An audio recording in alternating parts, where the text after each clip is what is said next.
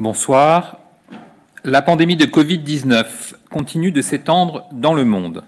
Près de 2 millions de personnes sont désormais atteintes et plus de 121 800 personnes en sont décédées. À ce jour, 465 000 personnes sont guéries. Les États-Unis sont le pays le plus touché au monde, avec près de 585 000 cas, dont plus de 24 000 décès. L'Europe reste très fortement impactée, avec près d'1 million de cas et plus de 80 000 décès. L'Espagne enregistre plus de 173 000 cas et plus de 18 000 morts. En Italie, l'épidémie se poursuit, mais ralentit, avec près de 160 000 cas et près de 20 500 morts. Ce soir, en France, nous avons passé le cap des 100 000 cas confirmés de Covid-19 et Santé publique France décompte donc 103 573 cas, soit 5 497 de plus qu'hier.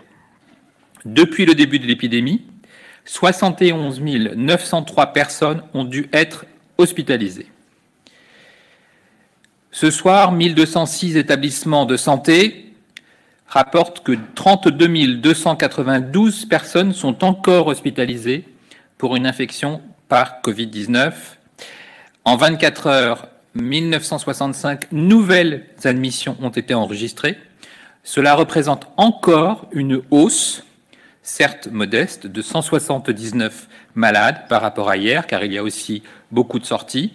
Ce chiffre continue donc doucement à augmenter et il n'y a jamais eu autant de malades Covid hospitalisés. Cependant, il y a 6 730 patients nécessitant des soins lourds en réanimation. Un tiers de ces patients ont moins de 60 ans et 61% ont entre 60 et 80 ans. 95 jeunes de moins de 30 ans sont en réanimation. Au cours des dernières 24 heures, ce sont 275 nouveaux patients qui ont été admis en réanimation. C'est un peu plus qu'hier, mais cependant, le solde est pour le 6e jour consécutif négatif de 91 patients. La baisse des besoins en réanimation, certes encore très légère, se confirme. Il semble donc qu'il y ait moins de patients en réanimation, même si le chiffre reste très élevé, et un peu plus de patients en hospitalisation classique, soit parce que les patients qui rentrent à l'hôpital n'ont pas besoin de réanimation, soit parce que des patients sortent de réanimation, mais restent en milieu hospitalier. Dans les Outre-mer, on relève 141 hospitalisations, dont 41 patients en réanimation. Au total, depuis le début de l'épidémie, c'est plus de 28 805 personnes qui sont sorties guéries de l'hôpital, sans compter les dizaines de milliers de personnes guéries en ville sans besoin de passer par l'hôpital. Nous surveillons aussi l'activité en ville, l'activité en population. Hier, les services d'urgence ont accueilli 1549 passages pour suspicion de Covid-19. À la suite de cette prise en charge aux urgences, 41% des patients ont été hospitalisés. Cette proportion d'ailleurs augmente avec l'âge des patients et 4% ont été transférés directement en réanimation. SOS Médecins recense 801 interventions hier pour suspicion de Covid au cours de la journée, soit 11% de leur activité totale. Enfin, les réseaux de laboratoires recensent 98 000 tests réalisés, dont 24 556 positifs, soit environ 25% de positivité. Vous le savez, nous sommes très attentifs à la situation dans les établissements sociaux et médico-sociaux. Au total, depuis le début de l'épidémie, 5 280 établissements sociaux et médico-sociaux nous ont rapporté 39 370 cas d'infection par le Covid, 13 050 confirmés, 26 680 possibles. Et donc, c'est par cette déclaration et par cette remontée d'informations que nous pouvons consolider l'ensemble des cas confirmés en France, qui est bien d'un total national, ce soir, de 103 573 cas. En ce qui concerne la mortalité, d'abord la mortalité hospitalière. 10 129 décès sont à déplorer en milieu hospitalier depuis le 1er mars. 82% de ces décès ont plus de 70 ans. 19 décès sont survenus outre-mer, 10 en Guadeloupe, 6 en Martinique et 3 à Mayotte. Par ailleurs, nous déplorons 5600 décès survenus au sein des établissements sociaux et médico-sociaux depuis le début de l'épidémie le 1er mars et rattachés à l'infection Covid-19. L'essentiel de ces décès est observé en EHPAD, 5470, et 130 décès sont survenus dans les établissements médico-sociaux. Depuis le 1er mars, en additionnant les décès à l'hôpital et les décès survenus en établissements sociaux et médico-sociaux, nous déplorons donc un total de 15 529 décès dans notre pays en lien avec l'épidémie. Vous le savez, en plus des décès survenus à l'hôpital et des décès survenus en établissement de type institution, il y a aussi des décès qui surviennent en ville, à domicile, et donc tous ces décès font l'objet d'une surveillance par l'INSEE qu'on appelle de la mortalité toute cause.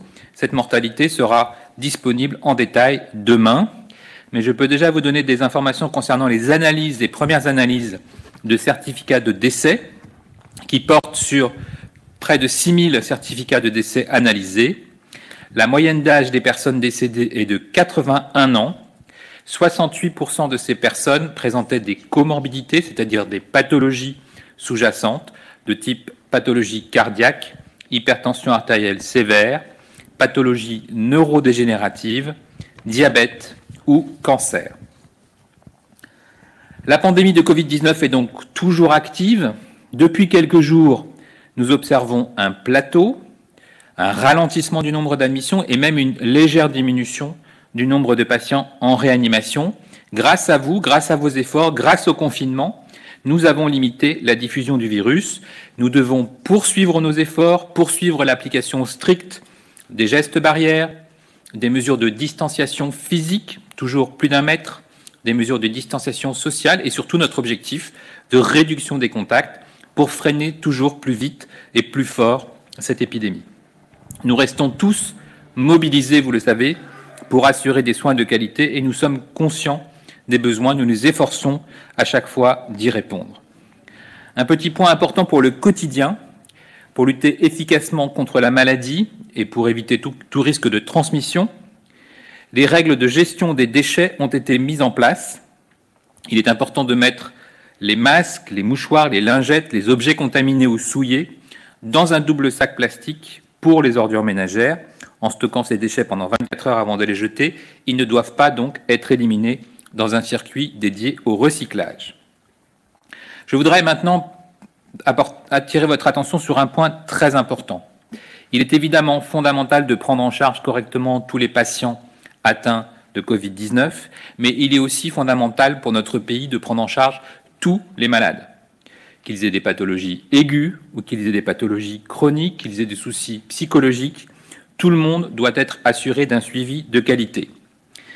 Les patients qui ont un problème de santé aigu, une douleur thoracique, une urgence, un accident vasculaire cérébral, une suspicion de malaise grave, doivent évidemment, si c'est une urgence vitale, appeler le 15. Si vous êtes inquiet pour votre santé, vous pouvez aussi appeler votre médecin traitant. Enfin, si vous avez une pathologie chronique qui nécessite un suivi, nous vous incitons à appeler votre médecin traitant, à contacter le service hospitalier qui vous suit, et réciproquement, j'invite également les médecins traitants, les services hospitaliers qui suivent des malades lourds, chroniques, qui nécessitent des suivis, à prendre de leurs nouvelles et à leur proposer des contacts, des rendez-vous, des bilans, et ainsi à reprendre le suivi médical indispensable. De même, grâce aux efforts collectifs de l'ensemble des acteurs de la chaîne du prélèvement et de la greffe, des patients en attente d'une transplantation continuent à être greffés malgré le contexte très difficile que nous connaissons. C'est le signe d'une forte motivation et d'un engagement que nous saluons. Bien que ralenties, les activités de prélèvement et de greffe d'organes et de tissus se poursuivent. L'Agence de la biomédecine et le ministère des Solidarités et de la Santé, conscients des besoins des patients en attente de greffe et des conséquences du ralentissement de l'activité, continuent à se mobiliser dans cette période exceptionnelle. Nous sommes tous concernés. Nous avons toutes et tous un rôle à jouer. Et j'insiste encore une fois ce soir, personne ne doit perdre des chances, personne ne doit être moins bien soigné en France, même si nous sommes confinés, même s'il y a une épidémie, il faut appeler votre médecin traitant et continuer votre suivi si vous avez besoin d'une prise en charge spécialisée.